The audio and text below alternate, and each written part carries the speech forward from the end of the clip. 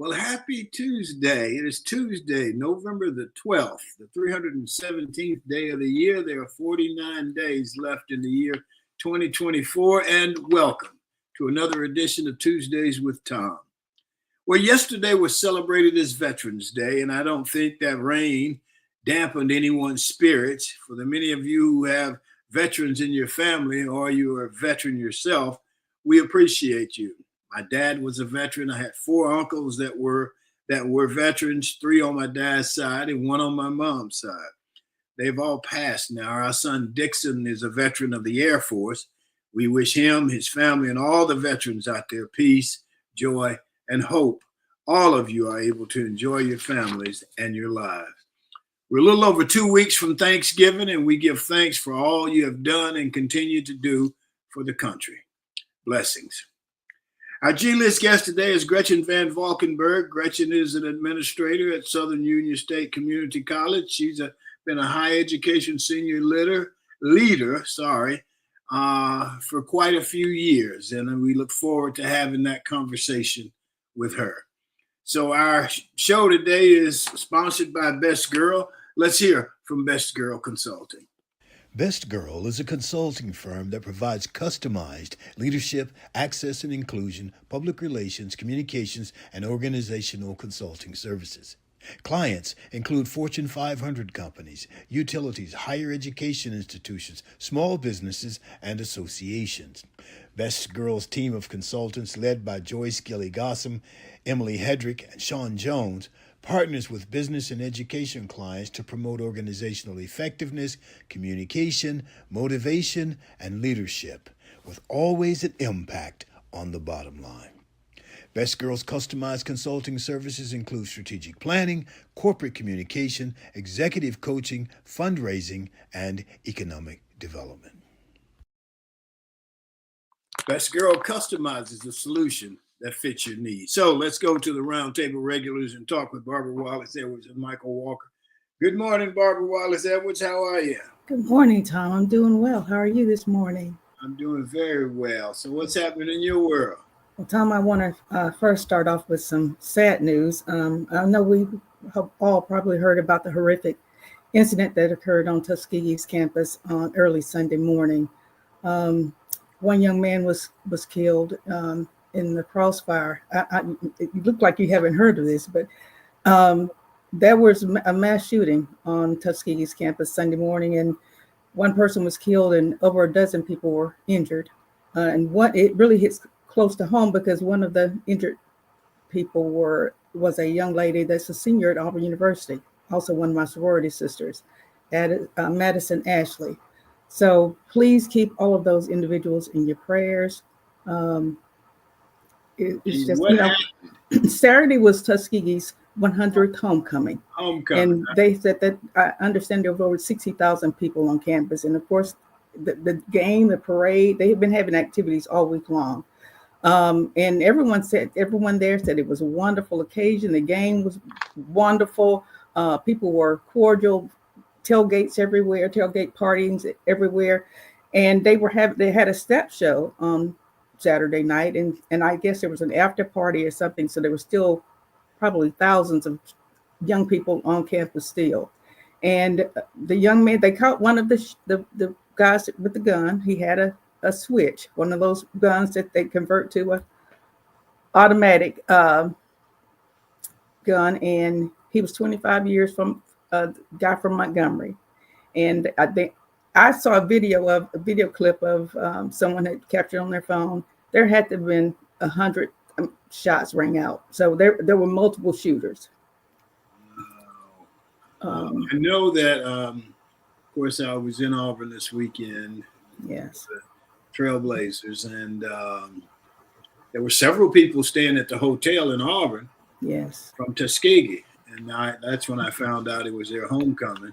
Yes, and this was like I said, this was a big one. This was their 100th homecoming, so it was major, and I think probably every Tuskegee graduate was there, and their family members and people who had friends there. So a lot of Auburn students, of course, have friends that attend Tuskegee as well. And as you know, students, we went down to Tuskegee quite often. It was only 20-minute drive from Auburn. Yeah.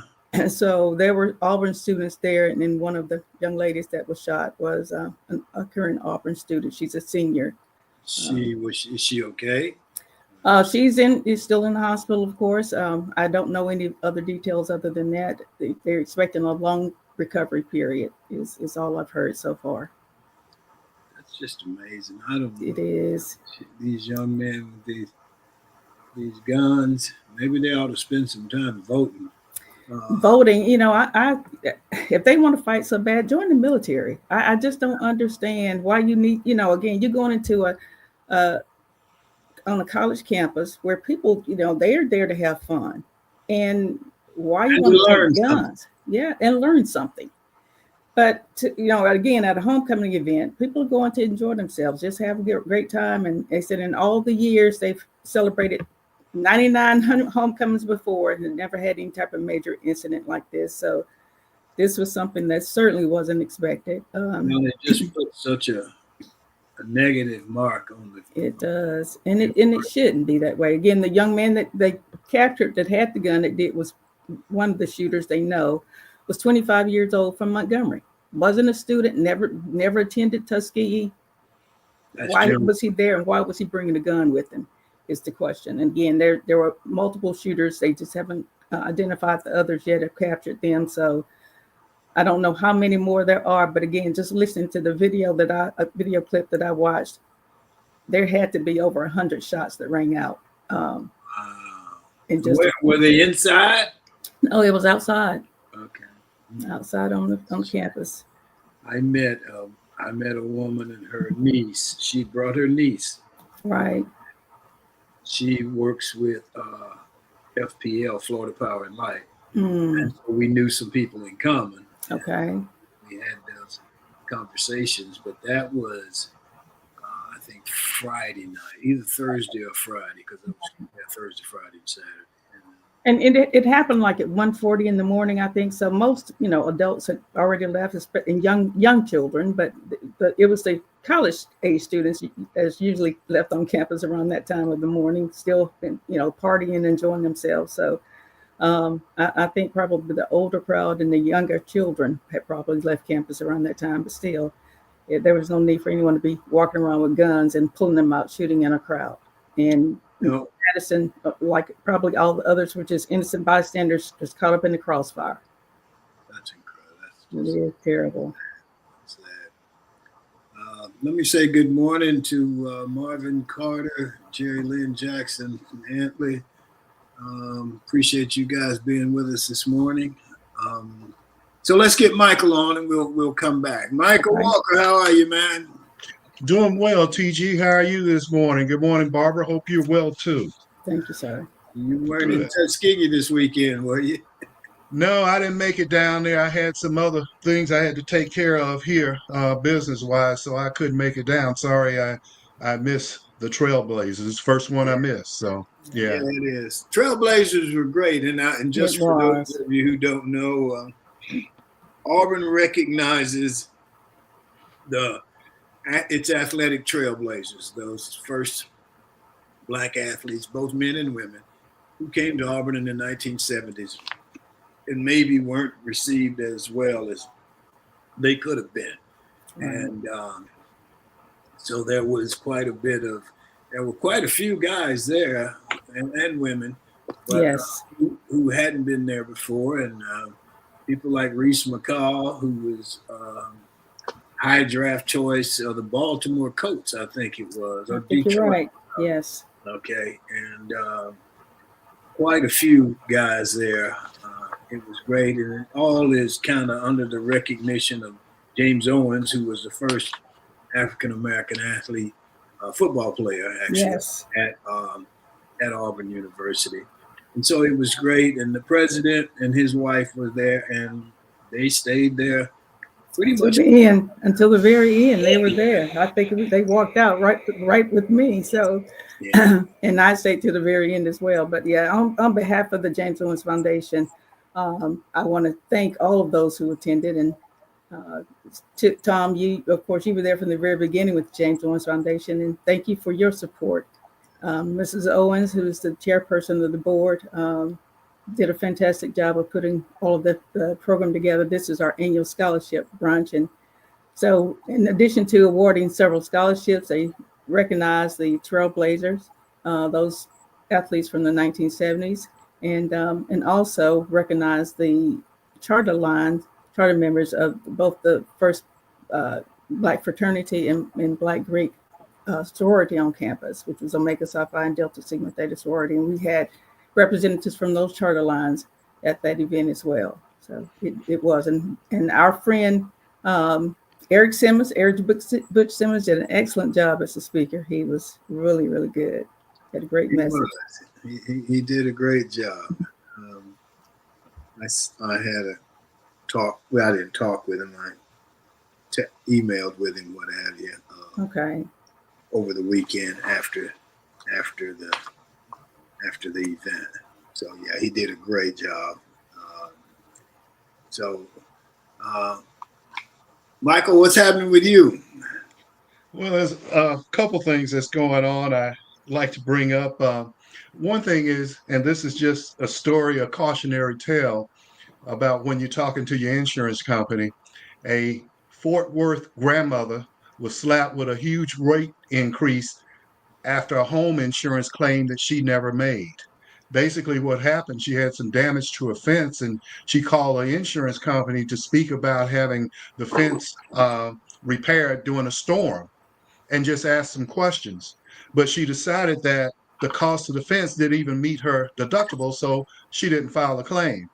Well, somehow the person that she spoke with went ahead and processed it as if it was a claim, and she got a huge rate increase. And when she called to find out why did she have it, there was a claim for roof damage and a claim for the fence. And she's like, I never filed a claim. And in order to get this resolved, and of course, she couldn't get it resolved with the insurance company. So she went to a television station, got a news reporter involved. And when they got involved, they sent a letter saying there had never been a claim filed for roof or for a fence. And it's basically because she just called in and asked a few questions. So you guys, you need to pay close attention to your rates when the insurance company bill you and stuff like that. That's how things happen. And when it's done internally, they're always right. Of course. And the customer is always wrong. Right. Now, when we grew up and we got started in our careers, it was just the opposite. The customer was always right, and we had to resolve the issue. Right. But now it's complete opposite. Okay. Yeah. So wow. It's just a shame that happened. And something else that, I know we just had an election, but this is kind of disappointing news.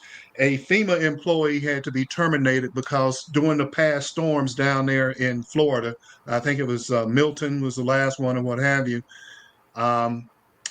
This employee who was a supervisor that supervised a survival team, I think it was, or whatever, for the storm, she told them, do not knock on doors of people that have a Trump sign in the yard to offer them help from FEMA.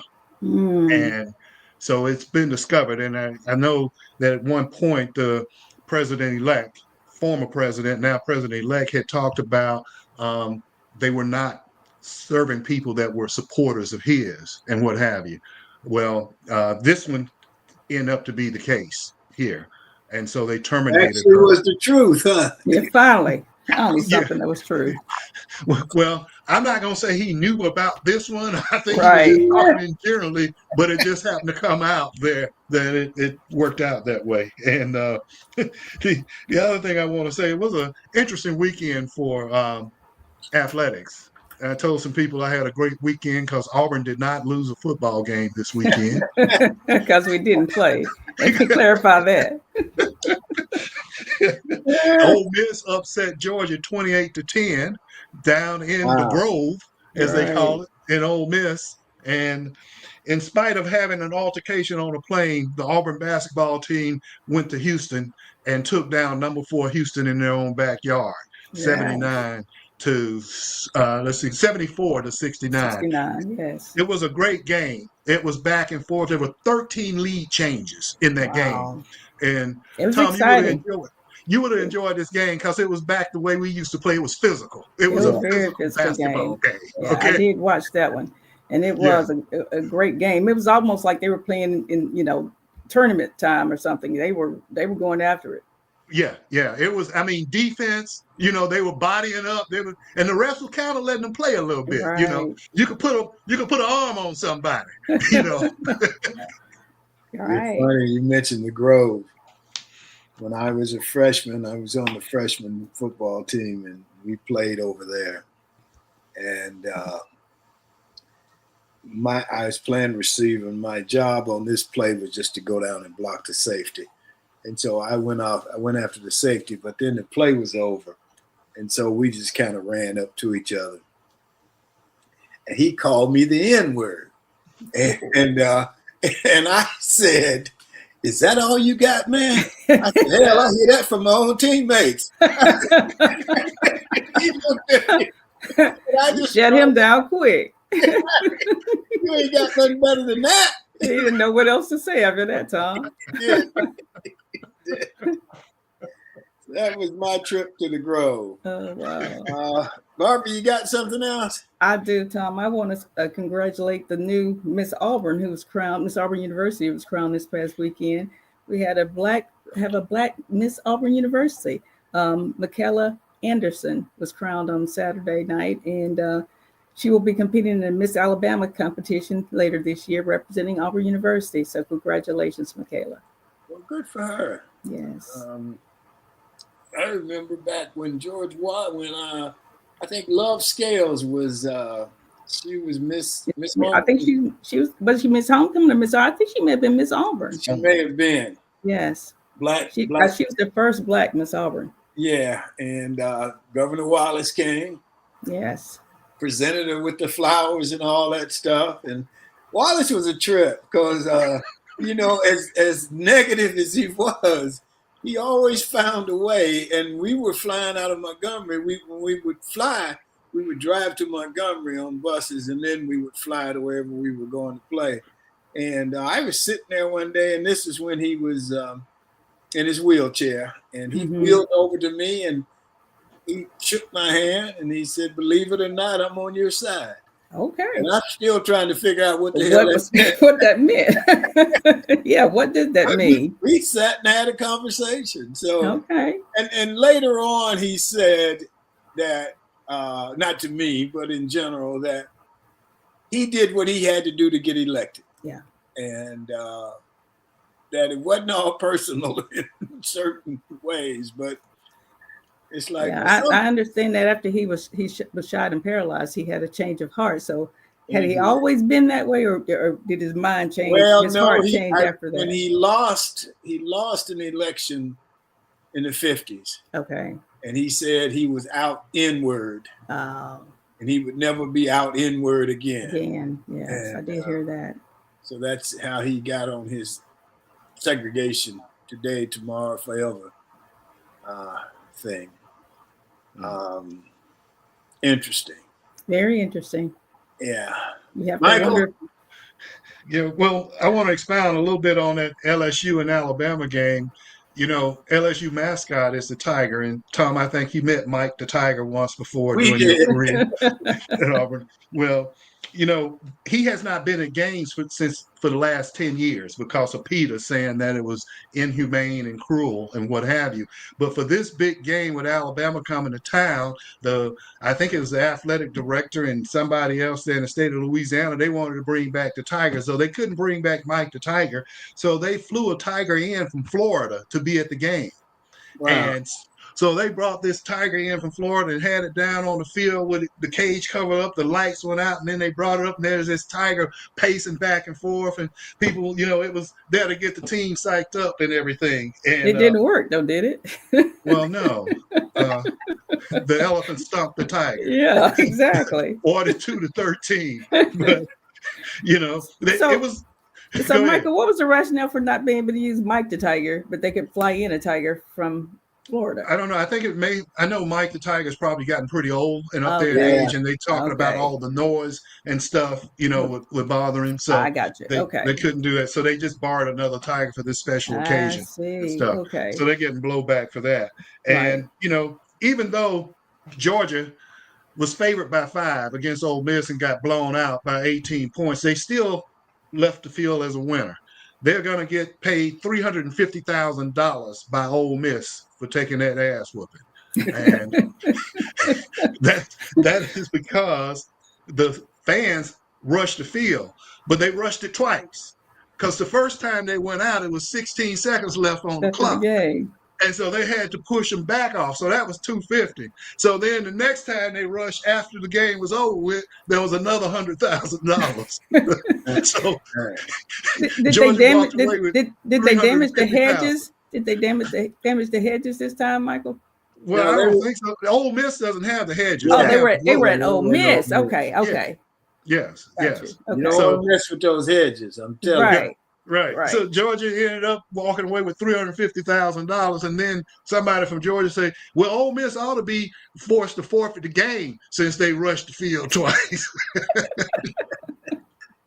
That's not going to happen. Well, what's the coach Ole Miss name? What's his name? Lane Kiffin. Yeah, Lane Kiffin got him a big victory there. Yes, he did. Yeah. They came out and played physical, and it always bothered me. One of their star players is I think is J.J. Pegues. He was at Auburn, out of Ole Miss. Malzahn recruited him. He's about 6'3", 315. And he was a guy they played at tight end. He was real light on his feet. They could play him at running back and stuff. And they kept moving him around, put him on defensive line, offensive line. Well, he ended up transferring back to Ole Miss, and he's one of their better players. He plays defense, and then in goal line, they give him the ball. Or if it's 4th and short or something like that, and let the big boy get light on his toes. He's like a ballerina at 315. Oh, wow. He's like a refrigerator. Yeah. Like the refrigerator. Yeah, but he's a little bit more athletic than a refrigerator. Okay. Refrigerator just kind of slammed up in there. Yeah. He's taking people with him. He can fake and bake a little bit. I saw him do a 360 one time, so he can play. Okay. I had one more little quick thing for you guys. This is our 214th show, and I think both of you guys have been here from the very beginning, I think. Yes. And I just want to say thank you. It is fun. I don't want to say it's been fun because I don't guess we're going anywhere anytime soon. But I appreciate you guys. Well, thank you, Tom. We appreciate you for asking us to join you. It's been a pleasure. Absolutely. It's been fun.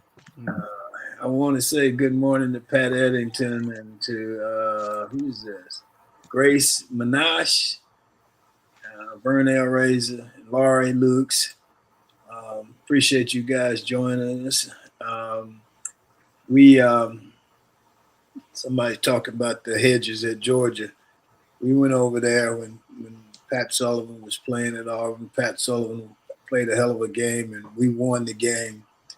And I was a sophomore. I had never been over there before, and I was redshirted. And they said, "Well, when the game's over, we win the game. We go over there and tear off a piece of the hedges and stuff." That's right. So we were over there tearing off a piece of the hedges, and those people started. This is when beer cans were like, they would hurt you. Yes, yes. They're like, okay. Yes. They start throwing not just the beer cans, but full beers at us, man. Oh, they no. throwing stuff. Coach told us to run for the bus and keep your helmet on and run and get on the bus. And we were running. We got on the bus and they kept throwing stuff, man. They broke some windows out of the bus. Oh, wow. We had the policeman drove. Remember those javelins? Those sports cars, a javelin. Yeah. Well, the police used to just have one light on the top, a bubble light on the top of the car. Mm-hmm. They tore that bubble off the car, man. They were upset. Oh, wow. So let's get out of here. It was interesting. But anyway, so anybody got anything else? One other thing that I found interesting, and it's basketball season, so and we always look forward to March Madness, but it's getting off to madness before March Madness come. With the incident with Auburn and two guys on the plane fighting. The head coach of the University of Florida, he has been under investigation because as head coach of Florida, he had been texting naked pictures of himself to women at the University of Florida, some administrators and some younger co-eds. To people at the university? Yes. Yeah. Oh, wow. Yes. And been making all these sexual innuendos and stuff. And Florida said that his position hadn't changed. But yeah, it came out last week, oh, wow. I missed that basketball coach or football coach? Basketball coach. This is the head coach. The head basketball coach. Wow. His name is Todd Golden. I think this is his second or third year there. And he was sending, nude pictures of his genitalia to women on campus. How does he think he can get away with that? I mean, what is wrong with these people? It's 2024. What makes them think that they're not going to get caught in doing such stupid things? And especially being the head coach of the University of Florida. Right. You're in a very visible position. Wow. And then you're going to send it to people that work there too. Work with you. Going to school there. Wow. He should be terminated for stupidity. Exactly. Exactly. I didn't hear about that. Yeah. So unbelievable. March Madness has arrived 4 months early. Yeah. And the university's not taking any action against him? They have not. They just said his situation is unchanged. That's interesting. Yep. I don't know, man. It's crazy. You would think with all the technology right available to people that you would find some other way. Well, I was gonna say call them up, but we have a coach that did that. So who you talking about? Yeah, really, I want to know. Who you talking about? Woo, boy.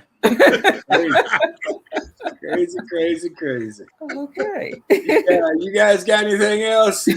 No. Okay, well, let's move on then. Let's get Sean in here. She's got a minute for us.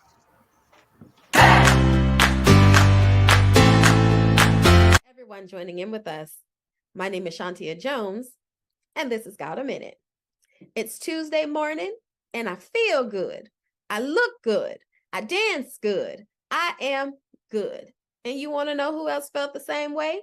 The godfather of soul, the father of funk, Mr. Dynamite, Mr. James Brown himself, a prolific singer, songwriter, and band leader, as well as one of the most iconic figures in funk and soul music. Mr. Brown began his professional career at a time when rock and roll was opening new opportunities for Black artists to connect with white audiences. But the path he took to fame did not pass through Top 40 radio or through the Ed Sullivan Show in American Bandstand. James Brown would make his appearance in all those places eventually, but only after a decade spent performing almost exclusively before Black audiences and earning his reputation as the hardest working man in show business. On October 24th, 1962, he took a major step toward his eventual crossover and conquest of the mainstream with an electrifying performance on Black America's most famous stage. A performance recorded and later released as Live at the Apollo, the first breakthrough album of James Brown's career. Having failed to convince the head of his label, King Records, to record and release the performance as a live album, James Brown, a man who was famously wise to the value of $1, financed the Apollo recording himself. In the end, the Apollo crowd was in the state of rupture. Released in 1963, Live at the Apollo ended up spending almost 66 weeks on the Billboard album chart and selling upwards 1 million copies, giving James Brown his first smash hit album and setting him on the course of his incredible crossover success in the mid-1960s and beyond. You can also catch Get On Up, the James Brown story, on Netflix. Thank you all for joining in. My name is Shantia Jones, and this is Got a Minute. You can also read the book Kill 'Em and Leave about James Brown. That was his philosophy after his show. He said he would kill them, he'd kill the audience, and he'd leave before anybody could come back there to his dressing room and bother him because he had to get his hair back. Right. The way he liked it. Kill him and leave. And there's a great thing on James Brown. James Brown and the Italian opera singer Pavarotti. Yes. And I don't know if you've ever seen it. It's incredible. They're singing "This Is a Man's World." Yes. Pavarotti is doing the operatic version. Yes. James Brown is doing his version. And it's just absolutely wonderful. It really is. If you guys get a chance to see it. So Hollywood's got the A list, and here on Tuesdays with Tom, we have the G list. And today our G list guest is Gretchen VanValkenburg. Gretchen is a higher education senior leader. She currently serves as a Southern Union Community College. Gretchen and I both attended the University of Montevallo. She has also worked with Best Girl Principal Joyce Gilly-Gossam at the University of West Florida. So let's welcome Gretchen VanValkenburg. Good morning, Gretchen. Good morning. How are you? I'm doing great. It's good to see all of you again. Well, it's good to have you here. So what's going on in your world?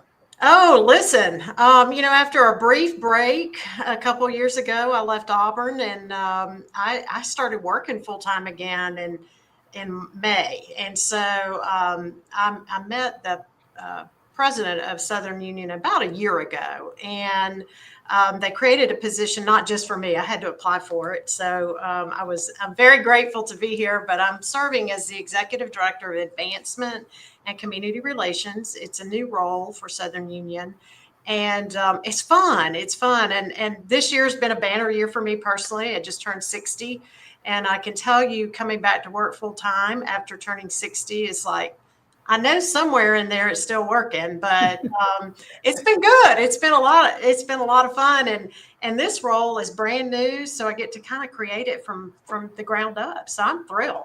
Well, good deal. We're glad to have you. Yeah, I've been knowing you for a long time. You did a great job over there at Auburn, and I'm sure you're doing a great job over at Southern Union. I know they're glad to have you.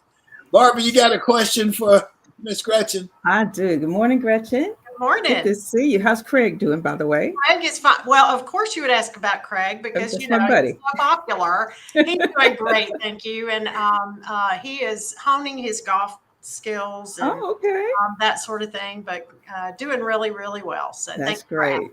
Great. I wanted to ask you about your new role there at Southern Union. What has been one of the biggest challenges you've faced in this new position you're in now? I've never worked in a community college system. And so for me, it's just the learning curve, of what our mission is as compared to a four-year institution, which I grew up in, and certainly worked so long at the University of West Florida and then at Auburn. But I think it's also adjusting my expectations. When you have the resources of other institutions in a larger bandwidth, if you will, budget, resources, longevity, this is a brand new role for Southern Union. So it's just multiple things. Okay. So if that answers your question. It does. But fun nonetheless. Good. Michael? Good morning, Gretchen. Good to see you again, my friend. Congratulations on the new position. And I'd just like to kind of piggyback off of what Barbara said. I know this is a new role for Southern Union. Yeah, are they still known as Southern Union Junior College, or is it Southern Union Community College? What is the name now? It's Southern Union State Community College. Southern Union State Community College. Okay, fantastic. Well, what does advancement and community relations mean at Southern Union? And the reason why I asked that, with them being a junior college, what have you, and then they're right there in the shadows of Auburn University that's have community advancement type things. What is your community advancement with Southern Union, and how does it differ from Auburn, if it does? So advancement at Southern Union really is similar in many ways. And so fundraising is a key aspect of this role. I work very closely with the Southern Union Foundation Board. And the Southern Union Foundation is the fundraising arm, just like, you would have at Auburn or UWF or anywhere else. But it's that entity that raises private funds to support and supplement scholarships and other program enhancement, equipment needs, and that sort of thing. The foundation has been in existence since the early 90s, and the primary focus has been scholarship fundraising. But it's been in a very focused way, as opposed to more of the mature model where you're doing everything, right? You're doing fundraising with individual ask, annual fund, marketing, all those things. And so that's what I'm building upon and hoping to grow significantly. Okay. All right. Well, let me ask this question again, and this is all from trying to find out. Is the foundation board comprised of alumni of Southern Union that actually graduated there with like maybe a 2-year degree or something like that? How does that work? So thank you for that question, because it's been interesting, Michael, when, with my background and working with alumni associations for so long, what I've discovered, and I kind of knew going into it, that traditionally, on a national level, community college systems or community colleges really now have not focused on alumni engagement as a practice, a standard practice. Now, I've been out and speaking about Southern Union and the community, and I asked the question, raise your hand if you are an alumnus of Southern Union. Lots and lots of hands go up. But we, as an entity, have not done a lot to formalize that recognition or engage them like a traditional Auburn or UWF or other, institution that has that was the foundation, if you will, for a foundation. Alumni associations actually were the genesis of all fundraising at most institutions. And then they kind of had that programmatic focus, and then the foundations grew to be the fundraising entity and arm. But it does present some interesting challenges and opportunities for us to recognize those alumni. But that's a great question. Thank you. So, Gretchen, tell us about the new aviation training facility. That was a lot of fun. Last week, we had a wonderful kickoff. My timing in any role that I've ever been in has just been perfect timing. So I come 5 months ago, and the president said, hey, we're going to get this formally approved. Can we plan a groundbreaking? I'm like, sure, that sounds like great fun. Well, we had over 130 people there, I guess, and we have this program apparently has been in the works for quite some time, well over 15 years. And so it's an aviation maintenance technology program. It's a mouthful. So as you all know, when you get on that plane, you want to make sure it's running right. And it's you don't want to get in any fights while you're on the plane. Don't want to get in fights either, because you're going to have to turn around. Right. And so the program itself will graduate technicians. It's a 2-year program. And so when this hangar is built, and I'll just have a shout out to Auburn. Auburn University and Southern Union have just this tremendous partnership. And this is one example of many that have gone on for many years. And so, as you all know, Auburn University has a fantastic aviation program, which focuses on education of pilots, right? Well, for every pilot, you need several, if not more than several, maintenance technicians to support those pilots and all of the activities. So when this hangar is completed, I think it's slated to be completed in September of next year. those senior level maintenance students will actually be working on site, and it will offer them some hands-on opportunities at a working airport. And so I can just tell you, we have a pretty full program right now, and there are 100 students on the wait list. Wow. And so it's really, with our proximity where we are in Opelika, and I'll talk about our multiple campuses soon, but this proximity to Atlanta and Montgomery and other, when you have aviation related industry, these students are already, these businesses are like, we've got to have them. We got to have them. We got to have them. And Pratt and Whitney, they're actually offering internship programs right now for our students. And so thank you for asking about that. That was a lot of fun. And I can't wait to have the ribbon cutting next year. So that'll be great. Oh, good deal. So you guys going to supply any people to Boeing? They might need some. Yeah, they might. Hey, you know what? The fun thing that I've learned too about working at Southern Union, and because it hasn't really been a strategic priority necessarily, there are multiple naming opportunities at Southern Union, and the threshold for giving here is much like other areas, but our to name a building, to name that hangar is only $2 million. Other entities might require $6 million. And so we are open for business to talk to whomever wants to name some of these things at Southern Union. And so that's been kind of the other, getting back to your question, Barbara, one of the other interesting recognitions, I guess, is in opportunities is, okay, how do we model some of what's been successful at other institutions at this level? So that's been kind of fun to try to figure out. Good. Fantastic. Barbara, you got something to say? I see you. Well, I was just going to ask another question. Gretchen, talk specifically about Southern Union. What are some of the courses you offer, some of the degrees you offer? What's the advantages of coming to a community college versus going to a four-year university? Just give some specifics about Southern Union in that regard. So what I'm learning, and I'm still in learning mode, Southern Union started about 102 years ago, and in Wadley, Alabama. Raise your hand on this screen if you know where Wadley, Alabama is.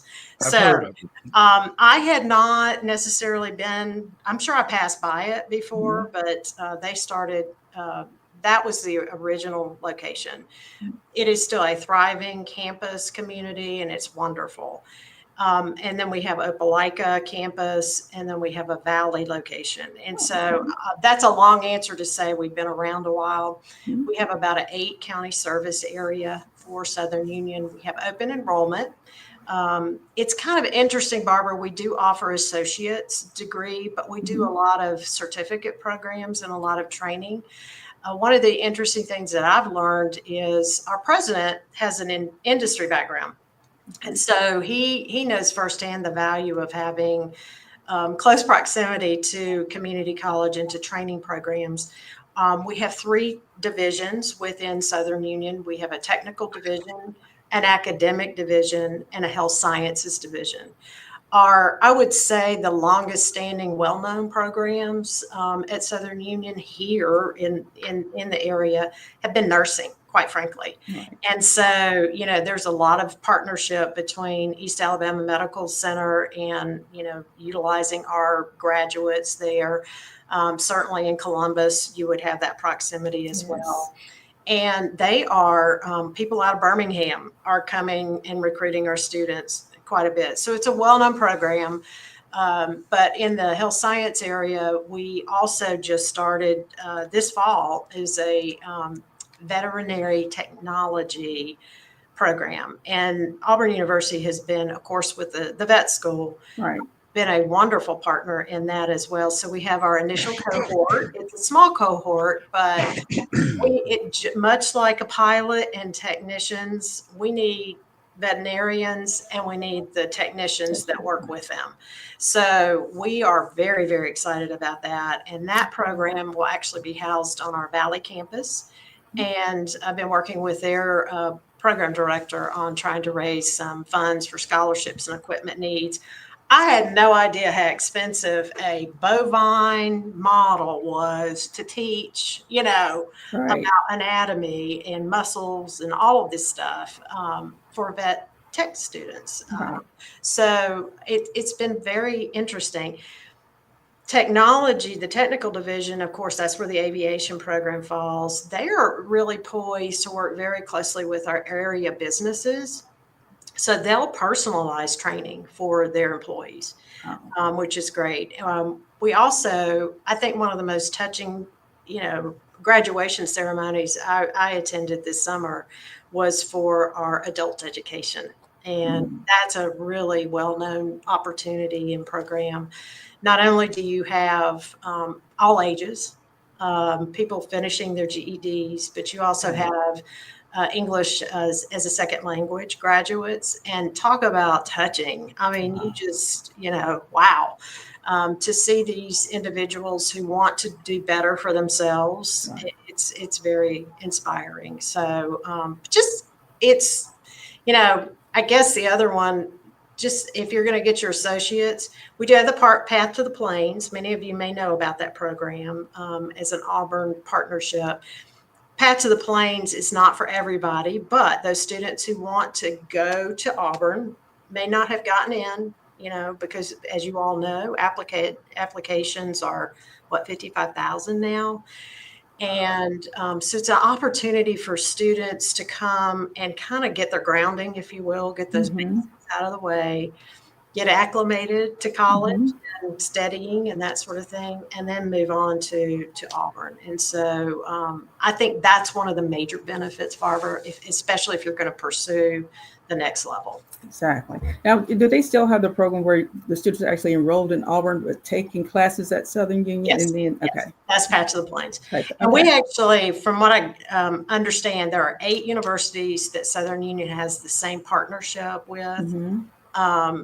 As with Auburn, they partner with AUM, they partner with some schools in Georgia, but there are 8 specific partnerships in place. So they'll actually take classes at Southern Union for 2 years and then automatically start taking classes at Auburn Junior year. Yeah. Well, they're dual enrollment. They are actually enrolled at both institutions at the same time. And they have access to all the amenities at Auburn. And so a lot of these students are like, great. And then the parents are like, wow, I'm saving some money dollars for 2 years.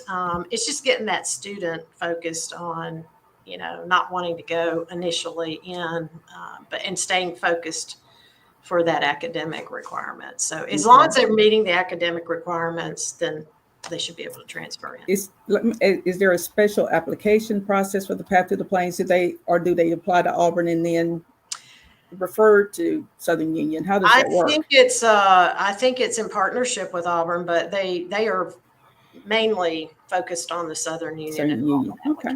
But it is a special time period. And in fact, I think they just started their information sessions, and they're going to have a January session. And so if you know students who want to pursue that, I can send the link to you guys and please let you know that. So okay, thank you. So, Michael, do you have something else you wanted to ask? Sure. Couple questions. First, what's the student enrollment at Southern Union nowadays? And then secondly, I know at one time they had a basketball team. Do they still have a basketball team and other athletics? Absolutely. So student enrollment right now is about 5,100. The bulk of that is dispersed here in Opelika. My office is in Opelika. Wadley has about 400 students, and the Valley campus has about 250 students. And so collectively, it's kind of dispersed that way. Yes, athletics. There are 200 student athletes. Men's and women's basketball are probably the cornerstone. Men's baseball has been a long-standing program for Southern Union. And I think, Michael, 2 years ago, the president wanted to have some opportunities for some of the students in Opelika to have athletics available. And so they started soccer. and golf. So men's and women's soccer, men's and women's golf. And I'll brag on our soccer team for a minute, if you'll indulge me. They just made it to the super regionals for the first time in the history of the program, to be such a young program. So we're happy about that. And then men's golf finished very well. And so thank you for asking about our bison athletes. I'm learning. I've been a bulldog, I've been a tiger, I've been an Argonaut, and now I'm a bison. So how about that? Great, Let fantastic. me ask you, so for a person who was, all of us work and we work 20, 30, 40 years, whatever, so we can, quote, retire. You were, I don't know if you call it a retirement, but you were essentially retired for a while and you went back to work. What was that like? Well, my husband was really excited about that decision. I bet. I think, Tom, a couple things. I did enjoy my time away. I must confess, it was a good kind of decompression time. But I soon realized there's only so much time I can spend in the yard. And there's only so many crochet projects that I could do and give away until my friends start saying thank you, but no thanks. And then I just miss being around people. I don't need it, but I wanted and craved the being purposeful in my life. And there's many ways to do that in retirement. And honestly, it was a really special time too, because I get to spend a little bit of extra time with my parents. And so, and my husband, of course. But I mean, all kidding aside, you learn to appreciate and value your time and not be on that, little wheel all day, 24 hours a day, 365 days a year. So I think for me, it was a good time to reflect.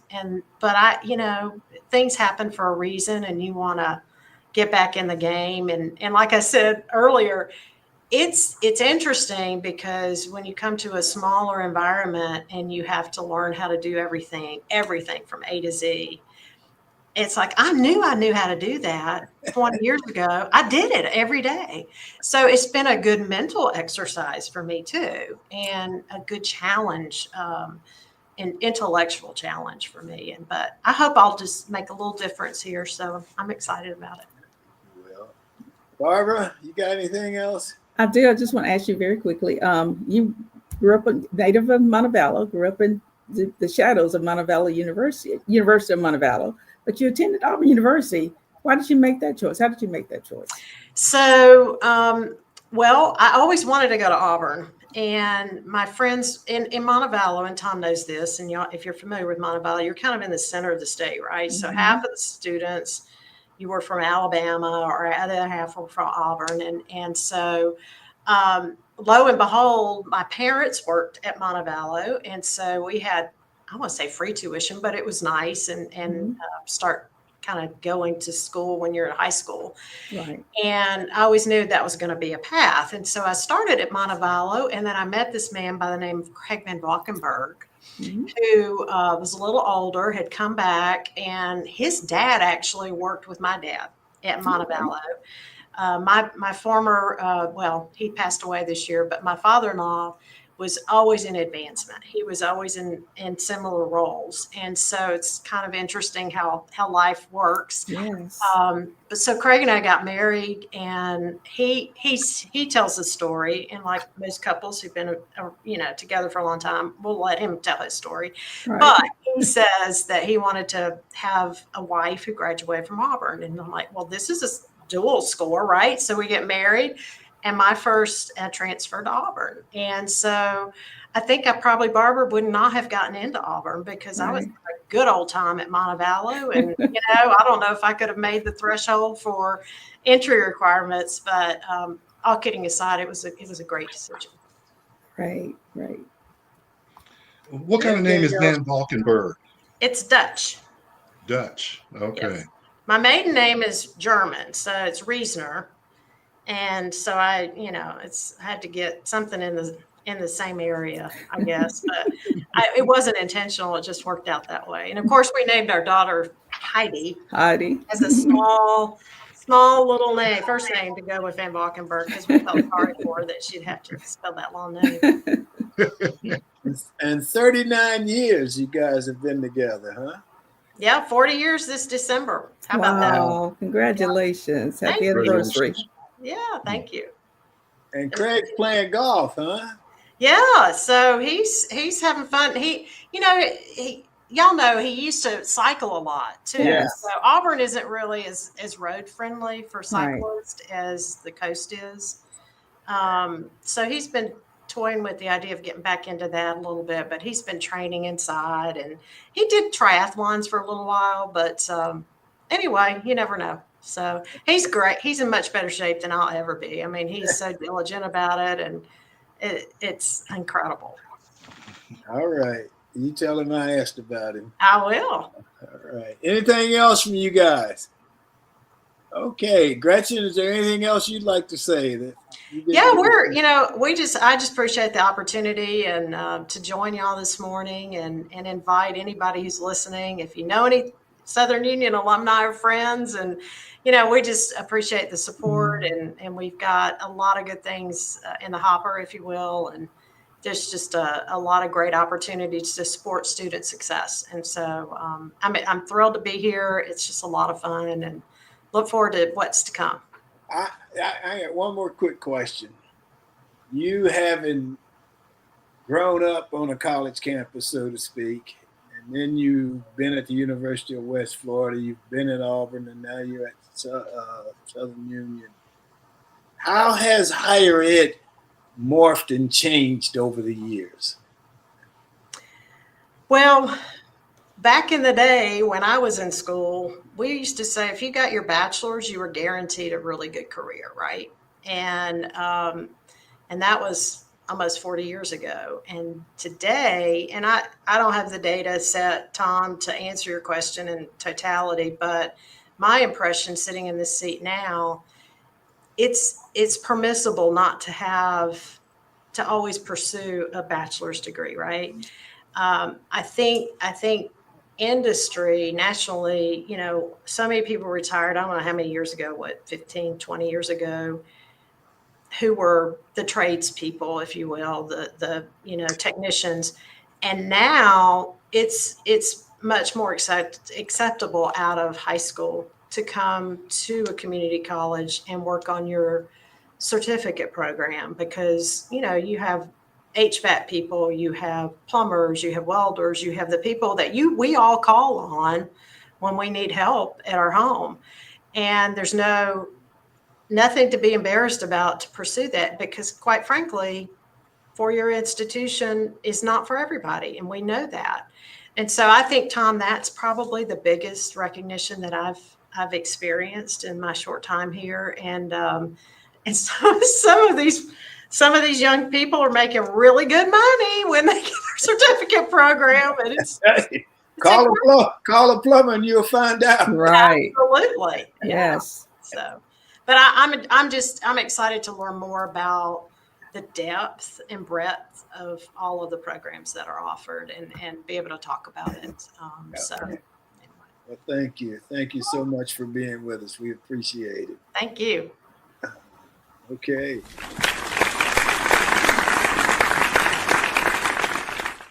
Let me say, I want to thank people who are here with us this morning in the chat.